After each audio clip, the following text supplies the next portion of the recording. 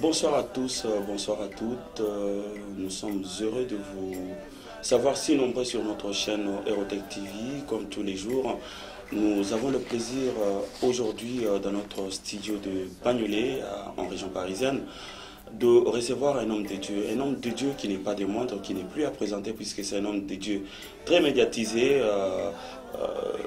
au regard de ce qu'il fait pour l'avancement de l'œuvre de Dieu. Un homme de Dieu qui a une église et qui lui-même est pasteur principal de cette église. Je citais Église Vie Abondante à Nières. Donc voilà, l'homme de Dieu, on l'a suivi plusieurs fois, on a été filmé dans son église, on a vu l'importance du message qu'il est en train de passer pour le corps du Christ. Et aujourd'hui, on a pris la décision de l'inviter dans notre cadre, dans notre studio, de manière à ce que vous puissiez le connaître. Bonjour, homme de Dieu. Bonjour, Jean. Un grand plaisir de vous recevoir chez nous et soyez les bienvenus. Merci, pareillement. Voilà, donc je pense que vous êtes à l'aise. Très à l'aise. Très à l'aise. Amen. Et la famille va bien? Très, très bien, par la grâce Très du Seigneur. bien. Et l'œuvre du Seigneur? Ça avance vraiment par la grâce de Dieu. Par la grâce de Dieu. Un grand plaisir. Amen. Et donc, nous recevons sur notre plateau aujourd'hui le pasteur Hervé Boundia. Il va nous donner l'adresse, il va nous donner les coordonnées. Et surtout, vous allez le connaître mieux. Alors, pasteur, avant de commencer notre émission, je ne sais pas, est-ce que vous avez un petit mot à dire, un petit bonjour et puis voilà, la balle est dans votre camp. Merci beaucoup, bien-aimé. Comme dans toute chose, le Seigneur est alpha. Donc nous commençons cette émission dans la prière. Dans la prière, merci. Et nous allons prier un petit moment. Seigneur, nous te remercions, nous te rendons grâce pour cette opportunité que tu nous donnes aujourd'hui de parler de ta part. Tu es alpha, tu es le commencement de toutes choses. Bénis toute personne qui nous suit. Bénis toute personne qui, à travers ces messages, qui, à travers cette émission, va être touchée par ton esprit. Laisse que le Saint-Esprit nous aide. Laisse que ton esprit puisse nous assister. Et que j'ai pris pour tout un chacun qui va nous suivre, qu'il soit édifié. Que l'Esprit du Seigneur puisse le convaincre. Que l'Esprit du Seigneur puisse le toucher. Père, conduis-nous. Merci pour tes anges qui sont là. Merci pour ton Esprit qui va nous assister. Au nom de Jésus-Christ. Amen. Amen. Merci beaucoup, pasteur. Merci. Je me suis basé sur un point de la prière que vous avez développé lors de vos prestations. Vous avez dit une fois que pour vraiment pour chasser les démons, qu'il faut gêner. Exactement. Que pour vraiment être riche, ce qui est le cas pour moi et tout le monde qui nous suit, qu'on va à l'église, c'est pour vraiment être béni. Exactement. Et qui dit bénédiction, dit argent. Exactement. Donc pour être heureux, on ne peut pas être heureux si on est en négatif sur son compte en banque. Exactement. Et donc aujourd'hui, on va savoir comment prier. Et donc chasser les démons, justement, c'est les démons qui fait qu'on ne puisse pas avoir l'argent, qui intercale, qui s'interpose à notre prière pour qu'elle arrive à Dieu. On dit que c'est les démons, on chasse. Toi, au nom de Jésus, on te bloque, on te jette dans les lézarides. Au nom de Jésus, bon, voilà, ça on le fait. Est-ce que ça arrive jusqu'aux démons? Est-ce que ça arrive jusqu'à Dieu? Ça, on n'en sait rien. Vous nous direz, homme de Dieu. Alors, vous avez dit que c'est pour avoir de l'argent, il faut donner. Oui. Et donc, là, on va aborder le sujet De la dîme. de la dîme. Absolument. Là, il faut être blindé, pasteur. Parce que la dîme, oui, d'accord. Vous allez nous en parler, vous allez nous donner votre version des faits pour que les gens comprennent bien, comprennent mieux pourquoi il faut donner à l'église. Et puis, vous aviez dit aussi que si vous voulez avoir l'onction de Dieu exactement pour les gens qui sont appelés au ministère, donc il va falloir avoir l'onction pour pouvoir conduire un ministère. Exactement. Et donc aujourd'hui, je pense que c'est pas vraiment le cas, parce que la plupart des gens qui conduisent des assemblées, c'est pas eux-mêmes qui tiennent la prière. C'est peut-être des intercesseurs qui prient alors que lui, il est dans son business, il fait autre chose. Est-ce que ces gens-là, ils doivent revenir à la prière pour vraiment bien solidifier leur ministère? Alors, pasteur, que représente une prière pour vous, pour une assemblée? La prière... Déjà, en tant qu'homme de Dieu, oui, vous me direz, vous nous répondrez, en tant qu'un chrétien, un croyant. Voilà. C'est-à-dire, sur le plan spirituel, un homme qui ne prie pas, une personne qui ne prie pas, n'a pas la vie, au fait. Parce que Dieu est la source de la vie. Et prier, c'est plus que demander, en fait. Prier, c'est communier avec Dieu, établir une relation avec le Créateur. Donc, quand on prie, on vit en communion avec le Père. Et donc, de l'instant où on vit en communion avec le Père, tout ce qu'il a prévu pour nous se matérialise naturellement. Déjà, il faut que j'explique quelque chose. Ne priez pas simplement parce que vous avez besoin de quelque chose. D'accord. Si vous voulez aller loin de la prière, priez d'abord parce que vous aimez Dieu. Ah, là, je ne sais pas si on vous comprendra. Pourquoi? Parce que la Bible dit, tu aimeras l'Éternel de tout ton cœur, de toute ton âme, de toute ta force. C'est le premier commandement. Donc automatiquement, la prière est la communion avec Dieu. Mais pour bien prier, il y a des principes. Et généralement, ces principes sont très mal compris. Je vais lire pour vous un passage de la Bible qui va nous aider déjà à comprendre. D'accord? Donc je vais lire Matthieu chapitre 7. C'est très connu ce passage. Mais on va essayer de creuser un peu là-dedans. Et ça va édifier nos bien-aimés dans ce qui concerne la prière. La Bible, Jésus-Christ dit ceci dans Matthieu 7, verset 7. Demandez et l'on vous donnera. Cherchez et vous trouverez. Frappez et l'on vous ouvrira. Rien qu'ici, le Seigneur Jésus montre que demander est différent de chercher. D'accord. Chercher est différent de frapper. Cela veut dire quoi? Cela veut dire que prier, c'est demander à Dieu quelque chose. C'est ce qui concerne beaucoup de personnes. C'est-à-dire, vous êtes dans les besoins, vous devez demander. Et Dieu dit, si vous demandez, il vous le donne. C'est une promesse. Et Dieu ne ment pas. Et il n'y a pas une condition, vous vous mettez à genoux, vous demandez et on vous le donne. Mais il y a des conditions, effectivement. Ah, pardon. D'accord? Donc, on va parler un peu de quelques conditions pour que vos demandes soient exaucées. Ah. Et nous allons parler aujourd'hui de 3 conditions. D'accord. La première condition est avoir la foi. La Bible dit, tout ce que vous demanderez en priant, si vous croyez, vous le verrez s'accomplir. Cela veut dire quoi? Cela veut dire, si vous demandez, vous croyez, vous recevez. Aussi simple que ça. Maintenant, pour que vos prières soient efficaces, croire veut dire avoir de l'espérance. Que ce que je demande, je vais le voir devant. Quelqu'un qui est malade, quand il prie pour sa guérison, il faut qu'il s'attende à sa guérison. Il faut que dans son entendement, il se dise, je vais être guéri. Pourquoi? Parce que j'ai demandé d'être guéri. Si quelqu'un qui veut se marier, il faut quand il prie pour son mariage, il faut qu'il s'attende à entrer dans son mariage. Qu'est-ce qui se passe souvent?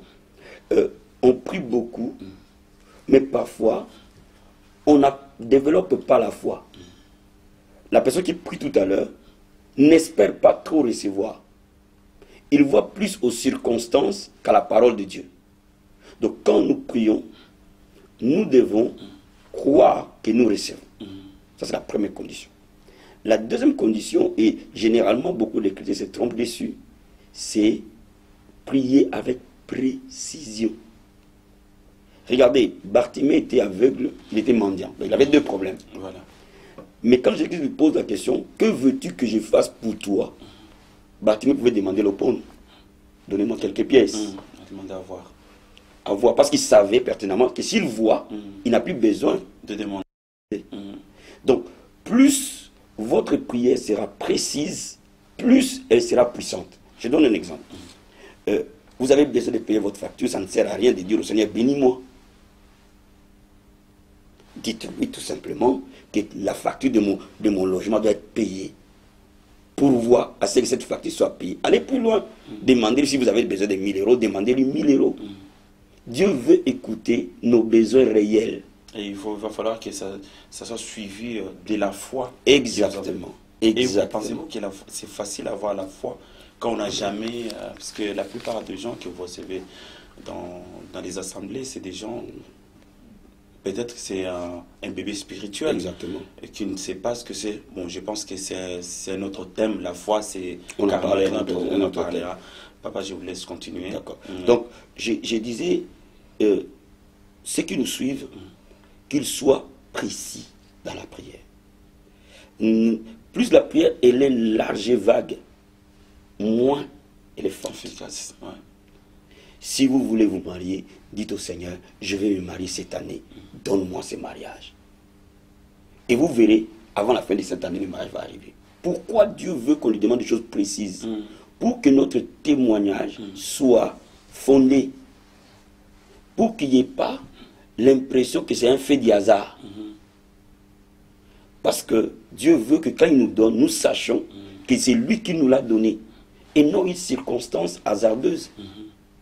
Et là, je suis convaincu que beaucoup de chrétiens se trompent à ce niveau. Et parfois, beaucoup de serviteurs ne prêchent pas suffisamment sur la manière de prier de manière précise. Nous, à la vie abondante, on dit aux gens, priez de manière précise.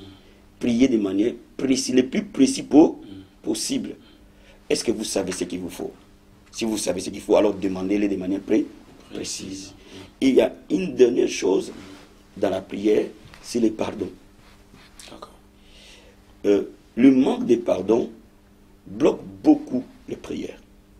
Parce que la Bible déclare que le pardon est une force qui libère. Exactement. Donc, quand vous priez, ne gardez rancune envers personne. Faites de votre mieux de pardonner la personne. La Bible ne dit pas d'être ami à tout le monde, mais de pardonner tout le monde.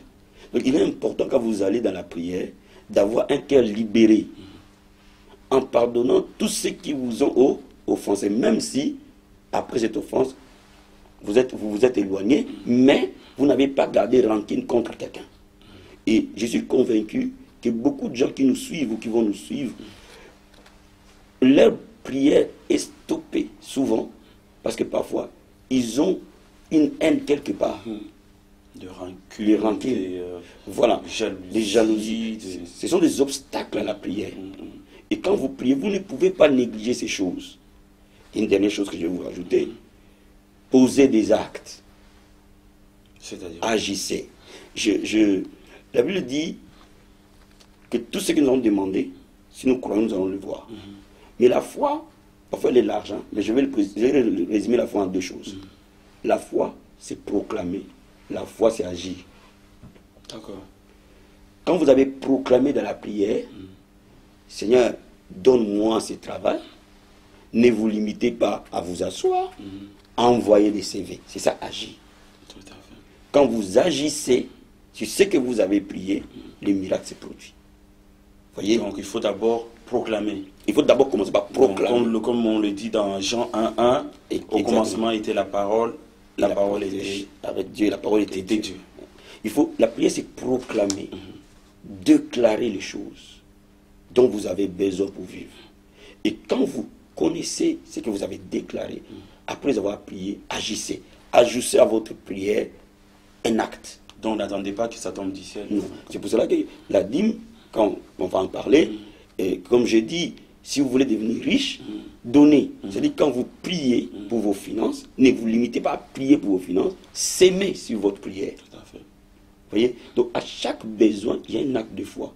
Quand vous lisez la Bible, il y a plein d'actes de foi. La Bible dit, quelqu'un est malade, qu'on appelle les anciens, qu'on puisse le oindre d'huile. Oui.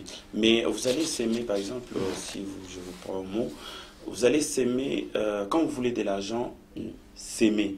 Mais une personne qui n'a pas d'argent à s'aimer, et donc il ne peut pas être béni. Ah, je vais répondre à cela. On attend la dîme ou je réponds à cela tout de suite?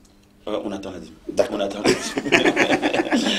Alors, donc, papa, donc on était dans la pensée, on a oublié qu'il faut que les gens vous connaissent, qu'ils sachent qui vous êtes un appelé? Est-ce que vous êtes, comment on dit, vous avez été nommé pasteur, vous avez été désigné parmi les frères, parmi les anciens, parmi le diacre, et puis vous êtes devenu pasteur? Est-ce que vous avez été ami au pasteur principal d'une grande église? C'était carrément un appel. Au fait, Ou voilà, je ne sais pas comment ça s'est passé. Au fait, mon parcours dans la foi Oui. date de mon enfance, au fait. Je me rappelle mon premier message, je l'ai fait, j'avais 9-10 ans. J'ai été quelque part, j'ai suivi un petit peu le parcours, j'ai vu que vous êtes déjà, vous avez commencé le ministère en 2005. Oui, Si je me trompe. ici en France. Ici en France en 2005, et que vous êtes père de 2 enfants, marié à une seule femme. Oui. Coucou, maman. Oui. Et puis, et que bon, vous avez un cursus bien musclé, vous avez fait des études, que vous êtes aujourd'hui homme d'affaires. Oui. Et on en voit beaucoup, pas beaucoup les hommes d'affaires qui sont hommes d'affaires et hommes de Dieu en même temps, parce qu'ils sont tellement pris dans leurs affaires qu'ils n'ont pas le temps consacré à Dieu. Mais vous faites les deux. Alors, expliquez-nous comment vous avez commencé, comment vous avez été converti, qui vous a converti, et bien jusqu'à aujourd'hui, vous êtes pasteur. Comment ça s'est passé au fait? Je vais déjà vous dire, j'ai été converti, j'étais très jeune, j'avais peut-être 7-8 ans, et c'était un jour de fin d'année, et j'étudiais avec un ami qui, son père était pasteur. D'accord. Donc, cet ami m'avait invité, à l'époque on était vraiment très loin. Il m'avait invité dans une réunion de fin d'année. Et ce jour-là, le Seigneur m'avait touché. Donc, de ce jour-là, j'étais attiré par le Seigneur. Donc, mais qu'est-ce qui vous a vraiment attiré? Est-ce que c'était la chorale? C'était comme moi, je me suis converti par la chorale.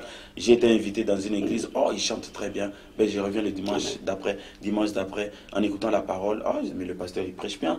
Et puis, voilà, jusqu'à aujourd'hui. Moi, ce qui m'a touché, c'était le film de Jésus. Ah, d'accord. Tout simplement.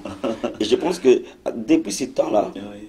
la Bible dit, dès le ventre de ta mère, je t'avais connu, et je t'avais appelé, et je t'avais consacré. Donc, j'avais vu que, en regardant juste le film de Jésus, j'ai été touché dans les choses de Dieu. Et je suis allé naturellement dans la vie d'église. Mais mon appel spécifique, quand même j'ai grandi dans la vie d'église et que j'ai servi à côté d'un pasteur qui est connu, et j'ai servi à côté de lui. Mais en 2001, je me suis retrouvé à Lagos. D'accord. Et c'est là où ma vie vraiment a complètement changé. D'accord. Et donc, je vais vous relater un peu comment ça s'est passé. Très bien. Donc, quand j'ai quitté Lagos, je suis parti dans une ville au-dessus, au Niger, à Niamey. Et on était dans un moment de prière. C'était une retraite de prière où on était tous ensemble en train de prier. Dans une église évangélique? C'était même pas une église, c'était un groupe de gens qui étaient dans un quartier et qui priaient. La plupart des Congolais, voilà, un groupe de prière. Et nous avons décidé de faire une retraite de prière de 7 jours. Donc nous étions enfermés et on cherchait Dieu. Et le 5e jour, j'ai vu le Seigneur Jésus-Christ me visiter de manière personnelle dans cette retraite et me donner le message que je prêche aujourd'hui. En me disant qu'il y a un sentier où les miracles passent, qui est basé sur Jésus lui-même, mais fondé sur la parole et la foi. Et depuis cette rencontre-là, ma vie a complètement changé. La réalité du Seigneur est devenue ma vie au fait. Et depuis ce temps-là, l'amour de Dieu dans mon cœur a grandi à une dimension exponentielle que je ne peux même pas vous expliquer. Et pendant ce temps, du jour au lendemain, j'ai décidé que j'organise des prières du matin. On a commencé à 1 personne, à 2, à 3, à 4, et les gens commençaient à venir. Ils venaient, jusqu'à ce qu'on s'est retrouvé à une trentaine de personnes à Niamey. Et c'est là où j'ai servi Dieu pendant plus d'1 année. Et quand je suis venu en France, j'ai recommencé dans une église de Paris, là où j'étais un frère qui prêchait aussi dans l'église. Et en 2005, le Seigneur m'a dit, commence maintenant l'œuvre ici en France. Donc la vie abondante a commencé physiquement en 2005. Et ça fait 10 ans qu'on est là-dedans. Non, 11 ans maintenant, parce qu'on est en 2016, que nous voyons le Seigneur agir puissamment, jour après jour, ajouter du monde dans l'église, toucher des vies, guérir les gens, bénir les gens, changer des vies dans cette assemblée.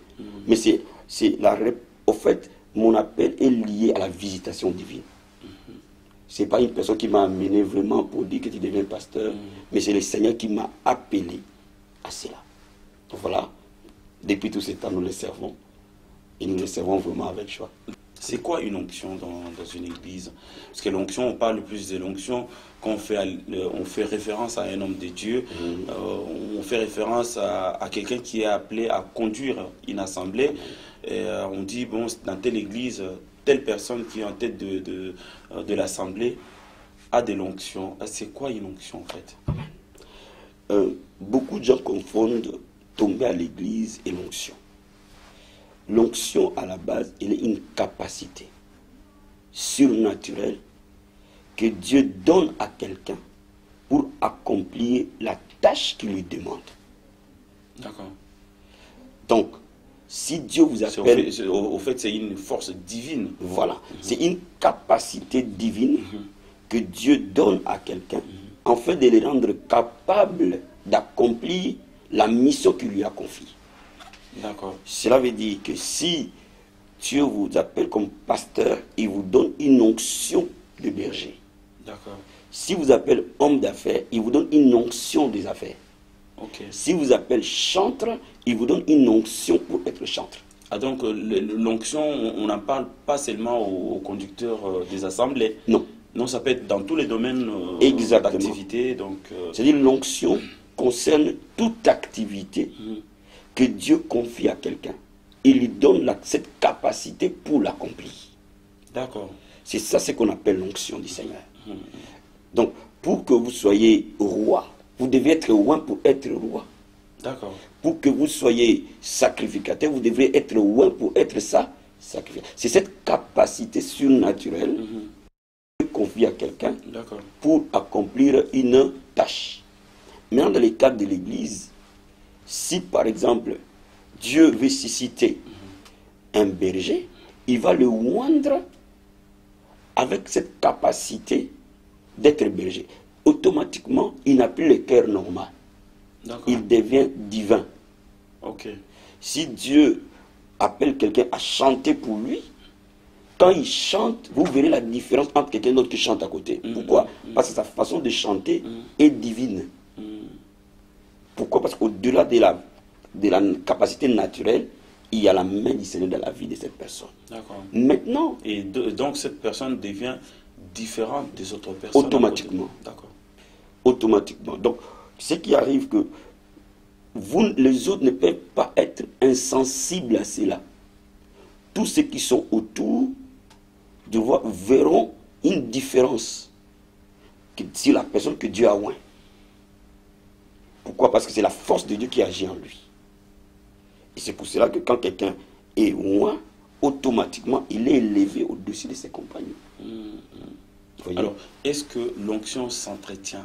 Est-ce que l'onction, il est au même niveau du début à la fin de nos jours?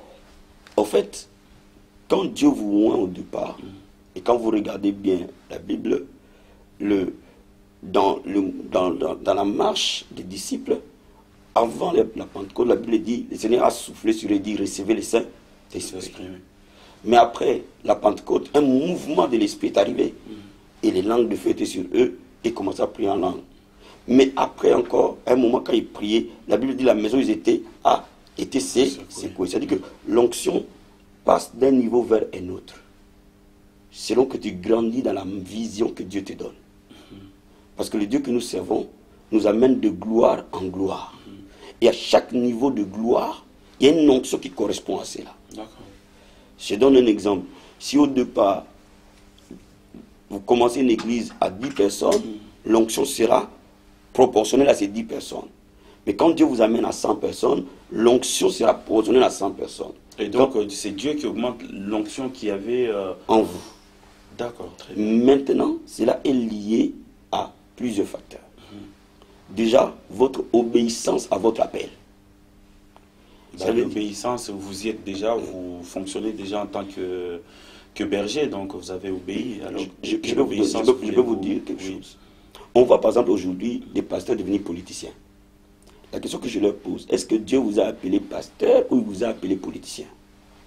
Est-ce qu'il est interdit à un pasteur d'être politicien, papa? Il est interdit à un pasteur de faire ce que Dieu ne lui a pas dit de faire. Ah. C'est ça, au fait, la vocation, puisque quand vous êtes appelé par Dieu, il vous donne une mission. Plus vous êtes obéissant à votre mission, plus l'onction du Seigneur va vous accompagner. Un pasteur n'est pas un généraliste, n'est pas un touche-à-tout. Vous voyez pourquoi beaucoup de ministères ont du mal à œuvrer dans l'onction. Parce que déjà, quand vous commencez à marcher avec Dieu, parfois Dieu ne vous a pas appelé à être évangéliste, mais vous devenez évangéliste parce que vous avez vu quelqu'un d'autre être évangéliste. Mais lui, il a l'onction d'être évangéliste. Parce que les autres prophétisent, vous commencez aussi à prophétiser. Et lui, il a eu l'onction de prophétie. Vous voyez? Donc, vous devez d'abord être obéissant à la vision de Dieu. Vous devez faire ce que Dieu vous dit de faire. Et donc, si je comprends bien, papa, donc il y a des gens qui n'ont reçu aucune vision de Dieu, mais ces gens-là exercent quand même dans les assemblées. C'est possible, oui. Et là, ça pose problème. Ça pose un souci. Donc, avant même qu'on parle de l'entretien de l'onction, oui. Vous voyez, c'est là la clé de toute chose. C'est-à-dire que dès l'instant où vous n'obéissez pas à ce que Dieu vous dit de faire, vous pouvez faire 150 ans de jeûne et prière, ça ne marchera pas. Pourquoi? Même si les jeûnes et prières, ça chasse les démons, mais... Et vous savez, vous verrez que vous allez fournir beaucoup d'efforts, mais très peu de résultats. Vous réunissez les gens, ils se dispersent. Vous faites ceci, votre nom est sali à gauche, à droite, on commence à vous insulter, mais jusqu'à ce que parfois votre mort, les gens applaudissent. Non. Alors, chers téléspectateurs, si j'ai fait appel à cet homme de Dieu, il a une bibliothèque à vous déverser. Hein. Et donc, ce n'est que le début. Franchement, suivez-le du début à la fin. Je pense qu'il est en train de révéler un certain nombre de choses que vous n'avez jamais entendues de vos oreilles. Si vous avez un appel, si vous avez été demandé par un pasteur simplement, puisque il fallait vous reconnaître le bienfait dans l'église, on vous donne un poste pour vraiment faire joli, ou vous êtes ami avec un pasteur, vous êtes sœur, frère, et on vous approche du ministère pour pouvoir exercer. Moi, franchement, je vous demanderai de laisser tomber, puisque vous risquez d'haïr Dieu. Puisque ce que vous êtes en train de faire dans l'église, le Dieu ne vous a jamais demandé de le faire. C'est la raison pour laquelle le résultat est minime. Absolument. Papa, on enchaîne. Donc voilà, je disais, c'est ça le socle de toute chose. Vous devez être obéissant à votre appel. Et dès que vous êtes obéissant à cet appel, je reprends en disant, faites ce que Dieu vous a dit de faire. Ne faites pas ce que Dieu ne vous a pas dit de faire. Toutes les fois que vous entrez dans des choses que Dieu ne vous a pas dit de faire, l'onction de Dieu s'élève, vous quitte. Ça, c'est la base de tout. Donc, c'est la raison pour laquelle un homme de Dieu n'est pas forcément appelé à faire de la politique. Voilà. Si Dieu l'a appelé à faire de la politique, il n'y a pas de problème. Mais il ne doit pas du jour au lendemain, parce qu'il a vu des politiciens avec des pajeros, il veut faire de la politique. Non.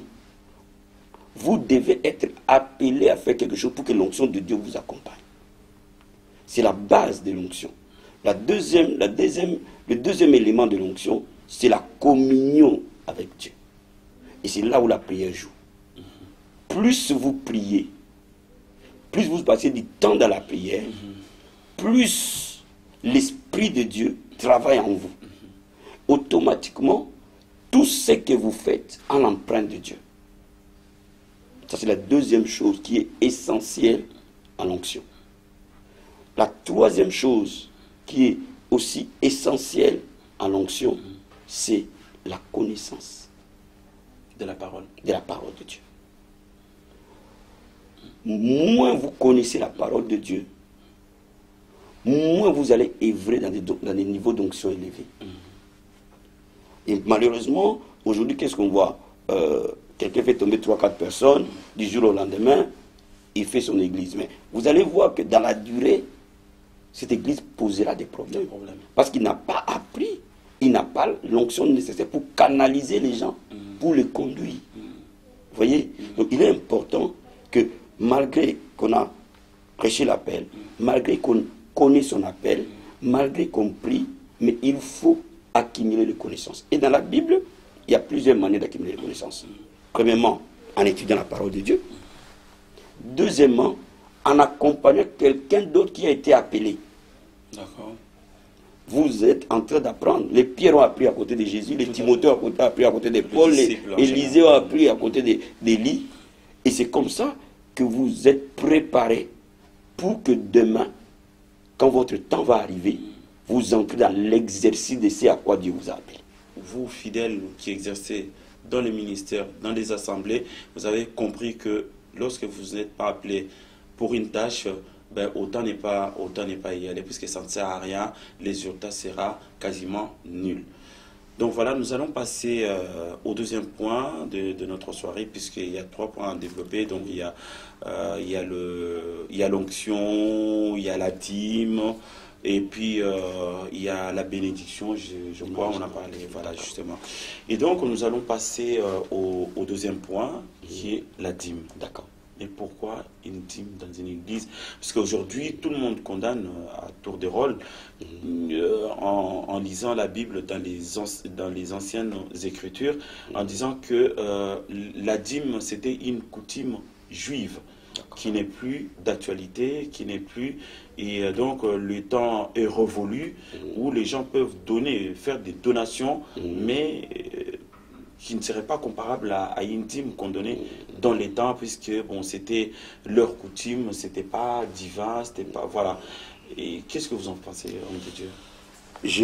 En répondant à cette question, je vais... tout en sachant, chers collègues, téléspectateurs, que je ne suis pas contre la dîme, je pose des questions que vous vous posez, et que certains se posent sur la dîme au jour d'aujourd'hui, et certains qui n'en donnent plus simplement, puisque... temps est révolu. Alors, j'ai un homme de Dieu qui s'y connaît très bien, qui en parle souvent et qui a vu des effets suite à la dîme. Alors, parlez-nous, s'il vous plaît, de l'importance de la dîme dans une assemblée. En fait, la dîme, elle est biblique. Donc, on fera vraiment une émission entièrement consacrée à la dîme, où on va ouvrir la dîme de Genèse à Apocalypse, dans toute la Bible. Et j'ai fait pas mal d'enseignements et de missions sur la dîme que les gens peuvent voir pour qu'ils soient édifiés. Mais je vais tout simplement vous dire pourquoi je crois à la dîme. Déjà parce que c'est la parole du Seigneur. Parce que la dîme, même le Seigneur Jésus ne l'a jamais contredit. Nulle part dans la Bible ne dit pas ne donnez pas la dîme.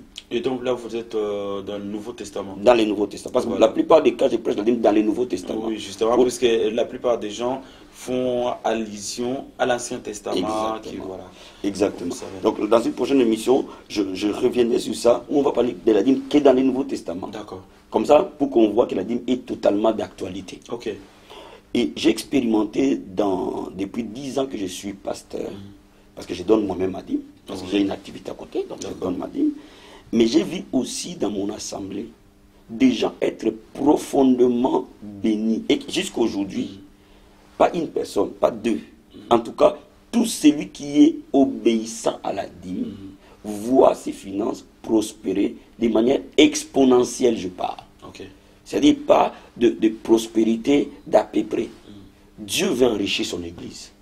Et le diable aujourd'hui trompe le peuple de Dieu en disant ne donnez pas la dîme. Mais le but du diable, c'est quoi? De rendre le peuple de Dieu pauvre.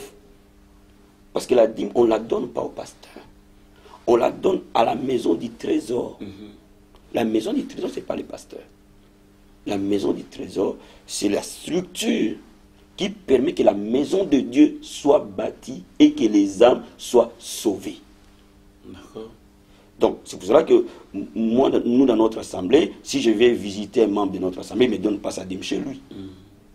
On la donne à l'église. Ça va sur le compte de l'église. Mais si, par exemple, un fidèle vous croise dans la rue, bon, voilà, qui n'a pas eu le temps d'être à l'église le dimanche dernier, il dit « Ah, pasteur, bonjour pasteur, excusez-moi, j'ai pas pu être là le dimanche dernier, mais mon enveloppe est dans la poche. » Il ne peut pas vous la donner à travers la fenêtre d'une voiture si c'est bien continuer sa route. Si c'est bien aimé là, n'est pas malade, ça ne sert à rien. Il ne faut pas confondre un don qu'on donne au pasteur et la dîme, c'est une sémence pour votre prospérité.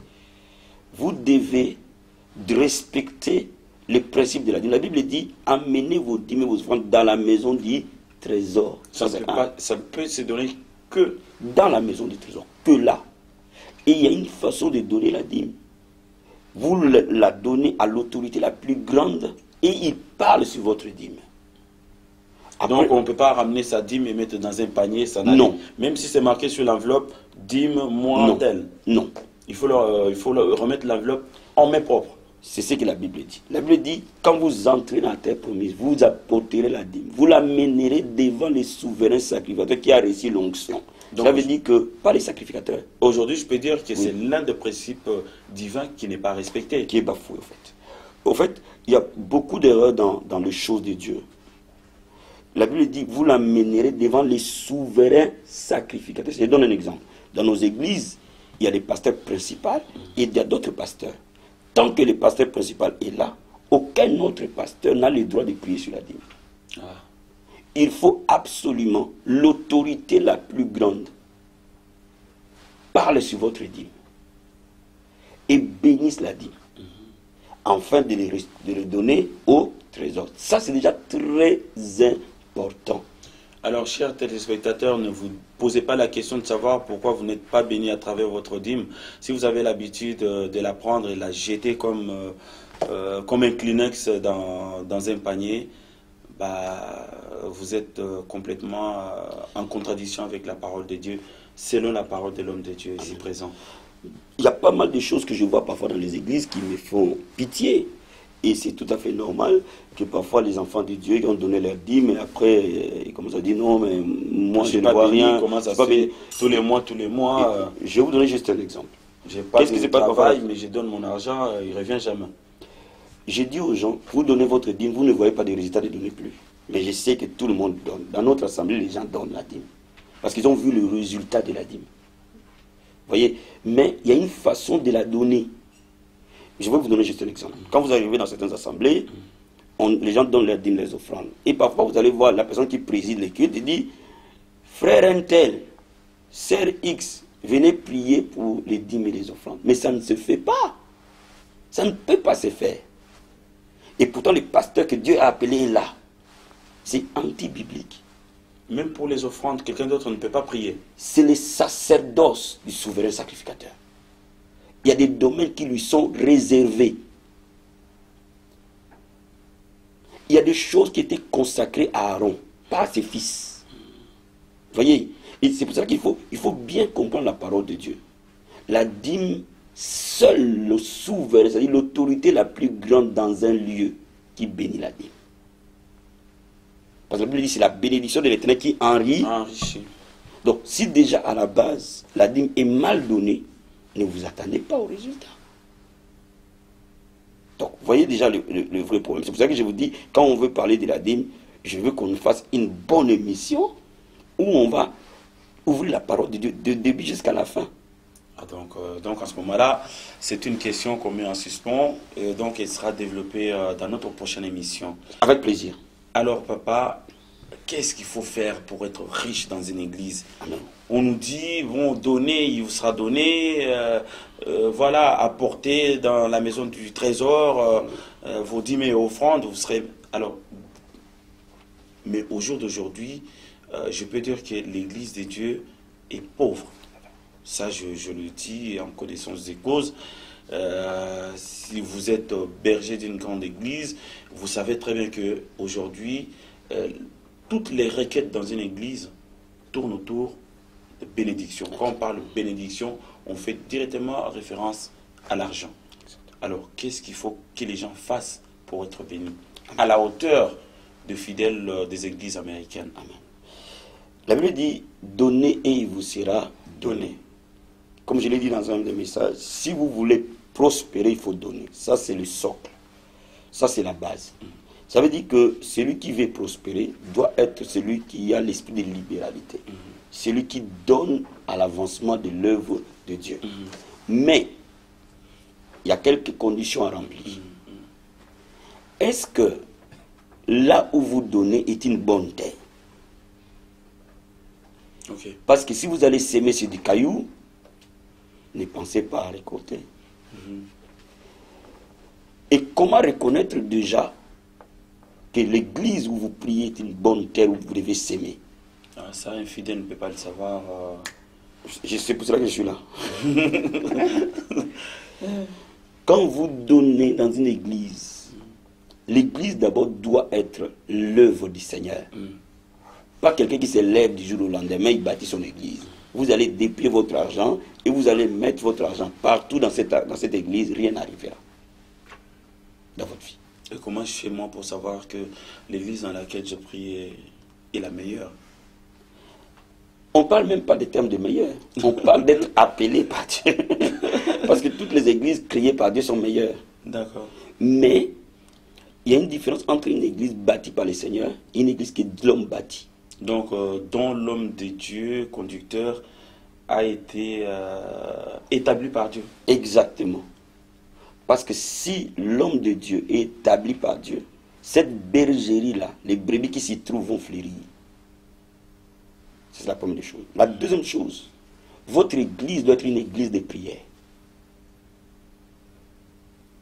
Et il suffit de savoir, est-ce que l'homme de Dieu est un homme de prière ou un homme qui voyage à gauche, à droite, du matin au soir? On peut voyager, mais prier dans l'avion, prier dans le TGV. Oui, mais quand on est trop occupé à faire autre chose, on a moins de temps pour prier. Il faut... Pourquoi Dieu a mis à part le sacrificateur? C'est pour le service du temple. Et c'est pour cela qu'il a institué la dîme. Pour bénir ces personnes qui travaillent au temple, mais aussi pour bénir les veuves, les orphelins, les nécessiteux. C'est comme ça que la dîme a été établie. On en parlera comme je vous l'ai dit. Donc, ça veut dire que quand vous donnez votre dîme, il faut que ces hommes et ces femmes prient. Ça, c'est de deux. Et de trois, donc, j'ai parlé, il faut que l'église soit établie, il faut que les gens prient, il faut que ce soit une église qui veut gagner les âmes. Parce que Dieu bénit financièrement lorsque l'argent est affecté au salut des âmes, pas à remplir nos poches. Est-ce que vous me saisissez? Je saisis. Si l'église a pour vision de gagner les âmes, d'évangéliser, de toucher des vies, de porter l'évangile, de venir dans les médias. Mais qu'est-ce qui nous amène dans les médias? Ce sont les dîmes. Pour que le maximum de personnes soient touchées. Donc si une église remplit ces conditions-là, et aussi une quatrième condition, est-ce que vous vous sentez bien dans votre église? Si vous vous sentez bien dans votre église... Vous vous sentez bien, c'est-à-dire ne pas avoir des problèmes avec des frères et sœurs ou... Là où on se sent bien, on est en paix, d'une manière générale. Quand vous êtes en paix dans une église, c'est que cette église-là peut être bonne pour vous. Quand ces conditions-là sont remplies, s'aimer dans cette église, vous allez récolter. Mais quand vous voyez que ces conditions-là ne sont pas remplies, vous s'aimez, vous ne récoltez pas, posez-vous la question, est-ce que je suis au bon endroit? Alors, cher pasteur, notre temps commence à nous presser. Effectivement. Et donc, je pense qu'on va aborder le troisième point, qui est le dernier. Aujourd'hui, on a des gros problèmes, puisque quand j'ai suivi votre ligne de vos prédications, vous disiez, quand vous voulez chasser les démons, parce que c'est aujourd'hui, ce qui nous pose problème, c'est les démons. On n'est pas en bonne santé, peut-être que toutes les portes sont fermées. C'est puisque, bon, on avait entendu, si on croit en telle parole qui a été prononcée par notre tante ou notre oncle ou notre, voilà, autour de nous, on se dit, ah, comme il a prononcé cette parole, ça risque de me suivre dans mes démarches, dans tout ce que j'entreprends. Et voilà, il faut chasser ces démons-là, il faut chasser les mauvais esprits pour que ma maison soit en paix. Mais chasser les démons, c'est juste prononcer des paroles où il y a un autre chemin qui nous amène au salut. Amen. Au fait, quand vous lisez Matthieu chapitre 17, vous allez voir le Seigneur en face d'un lunatique que les disciples n'ont pas pu chasser. Ils n'ont pas pu chasser ces démons. J'ose croire que les Pierre ont dit, Pierre était avec lui, mais les autres ont dit au nom de Jésus, mais le démon n'est pas parti. Et le Seigneur, quand il vient, il les chasse. On lui pose la question, pourquoi n'avons-nous pas pu chasser ces démons? Il a dit clairement, c'est d'abord par rapport C'est par rapport à votre incrédulité. Mais il dit, mais ces genres de démons ne partent que dans les jeûnes et dans la prière. Le jeûne est une arme atomique contre les puissants des ténèbres. Lorsque vous êtes dans un environnement saturé par la sorcellerie, saturé par les démons, saturé par le fétichisme, et que vous me suivez, bien-aimés, jeûnez. Vous allez voir que le nom de Jésus marche. Alors jeûner, c'est-à-dire, on fait quoi? Amen. On se prive de la nourriture, amen. On ne se lave plus, on s'habille plus correctement, c'est ça jeûner? Vous savez, dans notre église, on jeûne beaucoup. Mais très peu de gens peuvent savoir qu'on est en train de jeûner. Alors, comment vous le faites dans votre église, alors, qu'on le sache? Au fait, déjà, il y a plusieurs types de jeûnes. Mais, d'une manière générale, un jeûne est une privation. Privation, d'une manière générale, de nourriture, ou de nourriture et de l'eau, pendant un temps. D'accord? Et qui peut partir de 1 jour, 3 jours, 21 jours, 40 jours et plus. Mais, quand on veut vraiment voir la main de Dieu, et je vais conseiller des gens qui nous suivent, qui ont des cas de sorcellerie dans la famille, je vous conseille que chaque 2 mois ou chaque 3 mois, prenez 21 jours de jeûne. Dans l'année, chaque 3 mois par trimestre, prenez 21 jours où vous allez jeûner. Et d'une manière générale, vous pouvez commencer votre jeûne à minuit et finir à 17h ou 18h, d'une manière générale. Privé, ayez une privation. Pourquoi? Les jeûnes est l'homme s'humilie. La Bible dit, c'est lui qui s'humilie, Dieu le lève. Quand vous vous humiliez, vous obtenez une grâce particulière. C'est ça l'essence du jeûne, au fait. Le jeûne veut dire que je m'humilie devant Dieu. Je dis au Seigneur, moi je ne peux pas, toi tu peux. Ma force n'est pas suffisante, mais ta force, elle est suffisante. Vous voyez, quand un homme jeûne, il est en train de s'humilier devant Dieu. Donc il devient, Dieu lui donne une grâce spécifique. Donc automatiquement, la prière atteint une puissance élevée pour dévaster le monde des ténèbres. J'ai dit, quand on est dans un cadre de combat spirituel où on a affaire à des... Parce que vous savez, les démons ne sont pas partout, hein, je préfère vous le dire. Il y a des gens qui n'ont pas de problème de démons, qui ne sont pas dans cet environnement familial saturé. Mais par contre, il y en a plein qui continuent à les chasser même s'ils n'existent pas. Mais... Voilà. Donc, il y a plusieurs aspects qu'il faut bien comprendre. Quand je parle de ce genre de cas, c'est-à-dire que vous êtes dans un environnement où vous voyez de la sorcellerie autour de vous, il y a des preuves de sorcellerie, où il y a des choses qui ne marchent pas malgré vos efforts. Vous essayez de faire les choses, ça ne marche pas. Et vous avez toujours des mauvais rêves, vous avez toujours des cauchemars, vous avez toujours de mauvaises habitudes que vous n'arrivez pas à abandonner. À ces moments-là, mettez dans votre vie le jeûne. C'est comme si vous allez dans une guerre avec une aviation. Vous voyez, celui qui va avec la prière simple va avec le Kalachnikov. Mais celui qui vient gêner, il est en aviation. Donc il met en difficulté l'armée adverse. Alors, est-ce que tous les jeûnes, il y a combien de sortes de jeûnes, justement? Parce que je vous ai entendu dire jeûner pendant 3 jours, jeûner pendant 21 jours, jeûner pendant 40 jours. Je pense qu'en face d'un cas, chaque cas est spécifique. Exactement. Selon les jeûnes à appliquer. Exactement. Combien de types de jeûnes existent-ils? D'une manière générale, on peut parler d'abord des jeûnes à eau. D'accord.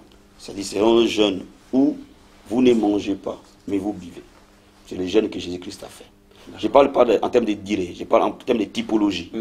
Je parle d'abord en termes de typologie, après je vais parler en termes de durée. Donc il y a des jeûnes à eau. Les jeûnes par exemple que Jésus-Christ a fait, les 40 jours, c'est des jeûnes à eau. Oui. Il y a aussi des jeûnes à sec. C'est-à-dire sans eau, sans nourriture. C'est le type de jeûne de Moïse, le type de jeûne d'Élie. Moïse a fait 2 fois jeûne de 40 jours, complètement sec, c'est-à-dire sans nourriture, sans eau. Maintenant, il y a ce qu'on appelle, ça de jeûne semi-sec, c'est-à-dire je ne le fais pas 24 heures, mais je fais 12 heures ou 18 heures de jeûne. Et dans ce genre d'environnement, l'idéal c'est que de le faire sans eau, sans nourriture. Maintenant, on va faire la durée. Et pourquoi jeûner dans la durée? Quelle durée biblique, il y a le jeûne de 3 jours, qui est le jeûne d'Esther. Esther a jeûné 3 jours à sec. Et c'était pour quelle raison? Pour obtenir la faveur. Et ce jeûne est adapté lorsqu'on a affaire à un défi majeur et qu'on veut voir une faveur particulière de Dieu dans un camp spécifique. Et je recommande les gens qui sont dans les affaires, par exemple, quand ils sont en face d'un grand contrat, d'un grand rendez-vous spécifique. Vous savez, la signature de quelqu'un peut changer votre vie à jamais. Donc, à ce moment-là, vous pouvez aller dans ces jeûnes-là à sec. Ou alors, vous avez vraiment besoin d'une faveur. En fait, ces jeûnes-là, ça nécessairement ressuscite quelque chose à nous. Et donc, vous vous réveillez le matin, de 6h à 18h, vous ne mangez pas, vous ne vivez pas pendant 3 jours. Quand je parle de 3 jours, pas 18 heures, je parle de 72 heures. À 72 heures, vous ne mettez rien dans la bouche. Amen. Ah, maintenant, c'est un peu coriace. C'est un peu coriace. Les yaourts traînent dans le frigo, les chocolats par-ci par-là. Je recommande des gens qui n'ont pas l'habitude de jeûner de commencer en douceur. Non, c'est facile, c'est facile. Allez-y, les gars. Les gens qui n'ont pas l'habitude de jeûner de commencer en douceur. Oui.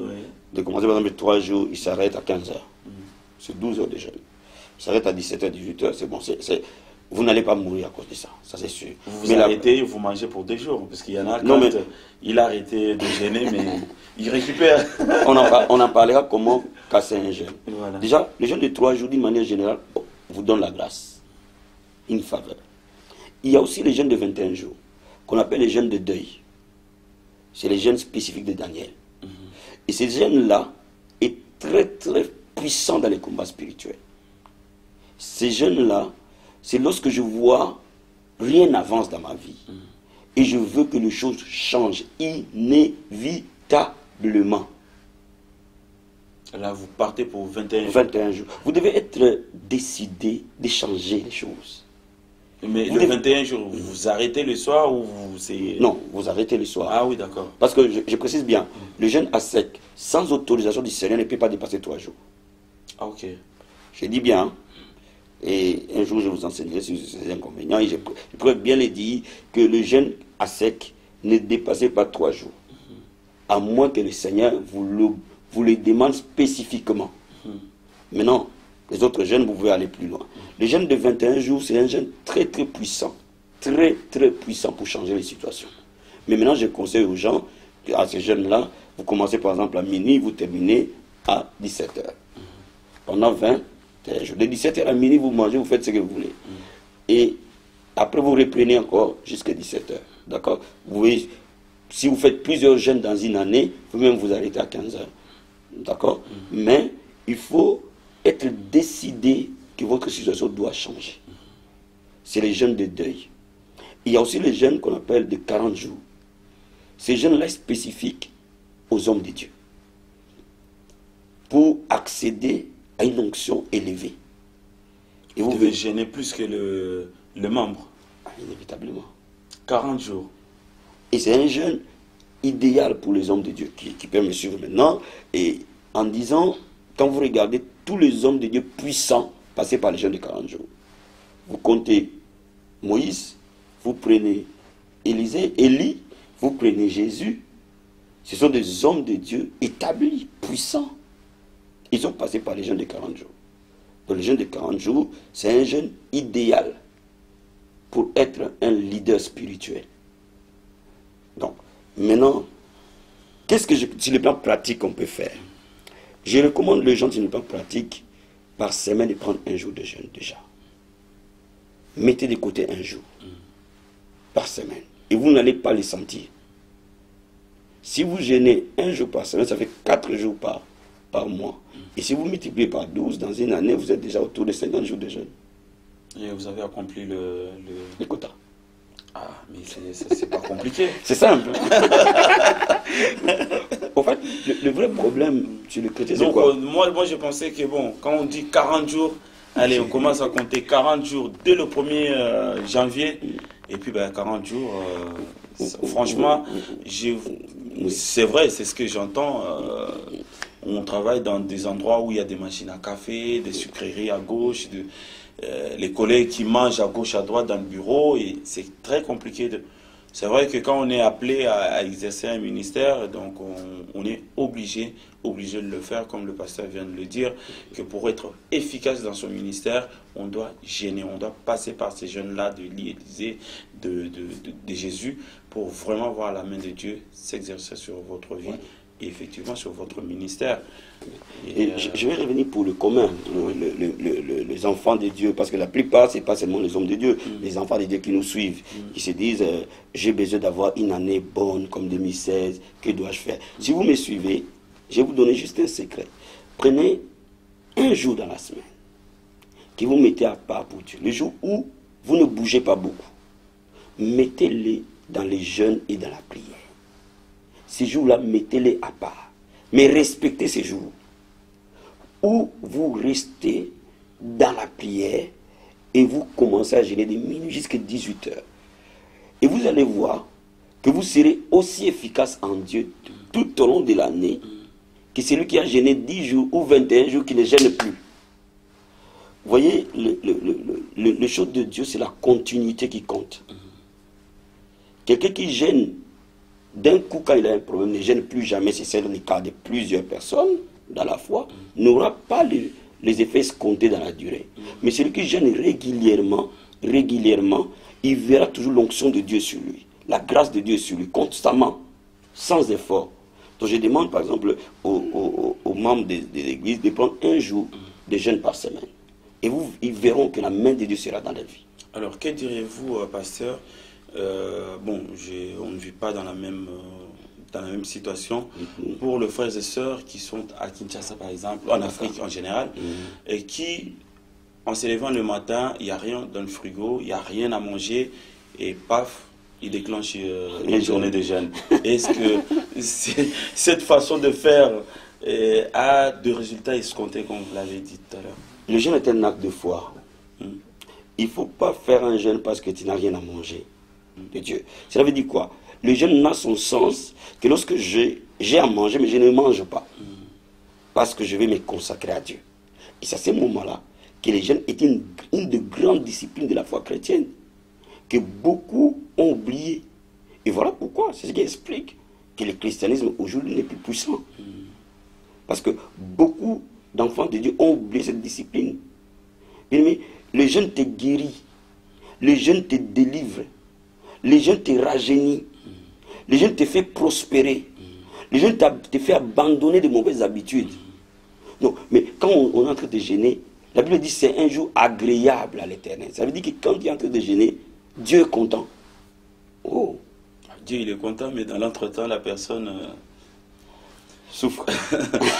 En tout cas, chers téléspectateurs, c'était un grand plaisir de recevoir cet homme de Dieu qu'on a eu du mal à voir suite à son calendrier, son planning. Mais franchement, c'était un grand plaisir d'entendre tout ce qu'il vient de nous enseigner. C'est aussi une bénédiction aussi bien pour ceux qui nous suivent que pour nous-mêmes qui sont autour, puisque bon, autour de nous, il y a du monde que vous ne voyez pas, qui sont derrière les caméras. En l'occurrence, Patrick Bongwele, qui est notre caméraman.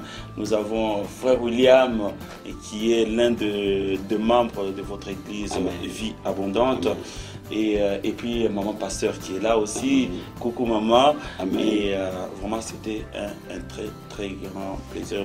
Dans cette émission, chers téléspectateurs, nous avons développé 3 points clés qui sont comment chasser les démons dans notre vie, puisqu'on s'inquiète beaucoup des démons qui nous tourmentent, des démons de maladie, des démons de chômage, des démons de manque de ci, des manques de ça.